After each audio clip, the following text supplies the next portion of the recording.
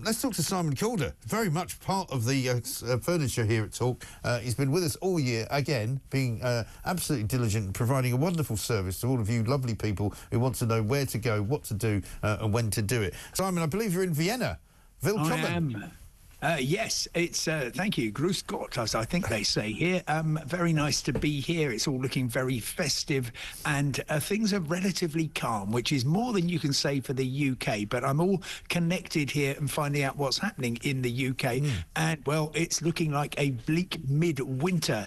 Motoring organisations, both the RAC and the AA, predicting today is going to be the busiest day on the roads of the whole festive season.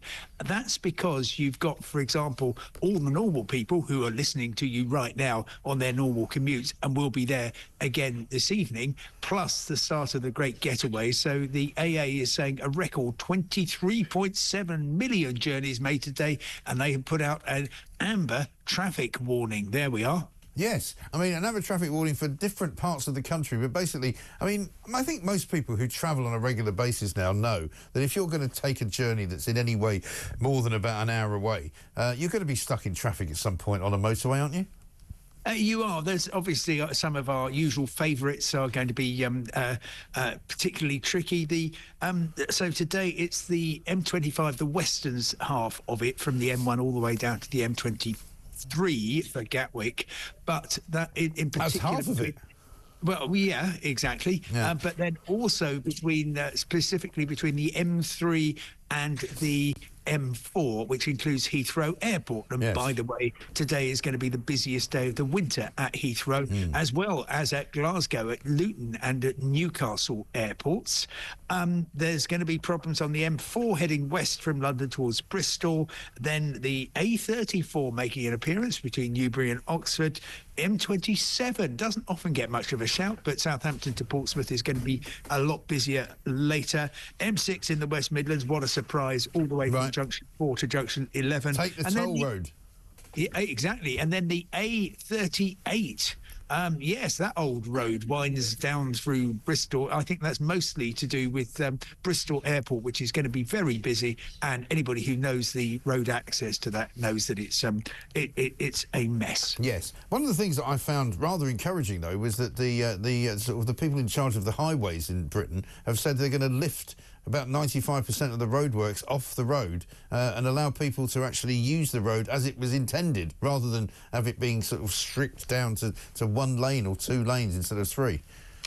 Yes, and that's a reflection of the fact that the highways people know that everyone is on the move, and so therefore, of course, they want to make things as easy as possible.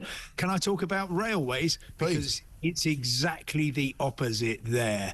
My goodness me. I don't wish to be London-centric, because I know that most of the Talk audience isn't in London, but you might well have to go there. So they're closing down basically 3 of the biggest stations in Britain. Are they? Oh, yeah, absolutely. Tomorrow, London St Pancras International. That's the hub for the Midland Main Line, which runs from Sheffield, Derby, Nottingham and Leicester down to London. That's going to be severed till the 29th of December, inclusive. Yes. Does that include the Eurostar as well? No, it doesn't. It's only that line. So you'll be able to get Eurostar to Paris and Brussels. In addition to that, the southeastern trains will run, but nothing. I mean, for instance, it took me an hour and 40 minutes to fly from Gatwick to Vienna. It's going to take an awful lot longer than that to get the train from Leicester to London from tomorrow onwards.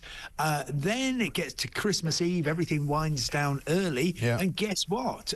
No trains on Christmas Day. That's usual. Almost no trains on Boxing Day. We've got some in the Merseyside area. Gatwick Airport has a link from London. Stansted Airport has a link from London. But then on the 27th of December, when you think everything's opening up, well, it won't. In particular, London Paddington Station, second busiest in the world, in the UK at least. That's going to stay closed till the 29th. And Liverpool Street, the busiest of all in the City of London. That's where you get trains to Essex, to East Anglia, to Stansted Airport. That's going to be closed all the way through from Christmas Day to New Year's Day inclusive. And of course, various other bits of engineering works, some on the East Coast, on the West Coast main line, and that then merges seamlessly with the first of 5 months of strikes. Yes. The West Our Coast friends Main on Avanti, right? Yeah, West Coast Main Line. The RMT union is unhappy with how much train managers get for working on their days off, and so they will be striking on New Year's Eve on the 2nd of January, and then every Sunday from the 12th of January through to the 25th. Aren't they striking? May. Aren't they striking the 22nd and 23rd of this month as well? They were going to. Very good recall. They actually postponed that. Oh, did they?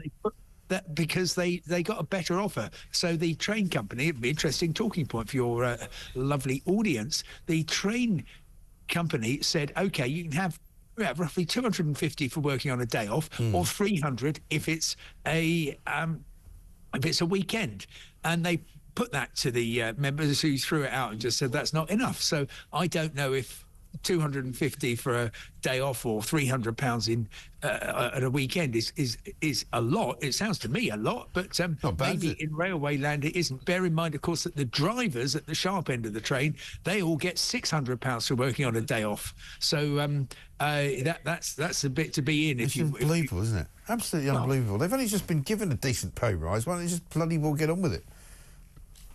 Well, you can ask Mick Lynch of the RMT. I will. Train drivers are not on strike, though, anywhere that I can see. And the Elizabeth line in London, we've got a bit of action. So would you say, because I know we used to have this in the past, like last year or so, if your RMT are on strike, there can sometimes still be trains. It's just when ASLEF go on strike, there aren't any. So it'll be disruption rather than no trains, right? Oh, sure, yeah. So what you will get on all of those strike dates is you will get a skeleton service from one train an hour, London to Birmingham, to Manchester, to Liverpool, up to Preston as well, maybe every couple of hours to Carlisle and Glasgow. No trains to Edinburgh, no trains along the North Wales coastline. The skeleton service will also mirror the fact that you'll look like a skeleton when you get off at the other end, because there won't be any buffet car probably, because they won't open it. Well, I think that will be open, because it's not the train managers who do that. The train managers check your tickets and supervise the... yeah, but it's, I mean, even now it's still hit and miss as to whether they've actually got anything. Sometimes they go, we've got some food and some drinks, but we haven't got any hot drinks because the hot drinks machine isn't working, or we haven't got any cold drinks because we didn't manage to load those up, or we're going to shut it early because we haven't got enough people to man it. I mean, the whole thing is an absolute disgrace. Well, you could fly, but good luck with that.